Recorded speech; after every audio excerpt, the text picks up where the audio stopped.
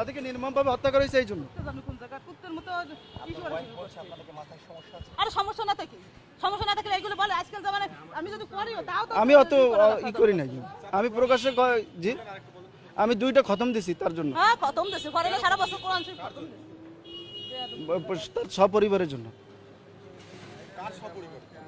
বঙ্গবন্ধু এবং তার পরিবার, শেখ পরিবার যারা এই 5-15 আগস্ট যারা নিহত হয়েছে তাদের জন্য।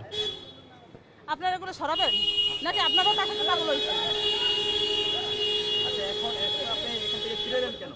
আমাকে ঢুকতে দিল না, ঢুকতে দেয় না, আমি তো গেছি, পুলিশে বাধা দিয়েছে। আমার নাম মাওলানা ওলিউল্লাহ, পিরিজপুর থেকে আসছি। পিরিজপুর থেকে আসছি আমি, থাকি ঢাকা আসছি কিছুদিন আগে, ঢাকা এক জায়গায় থাকি।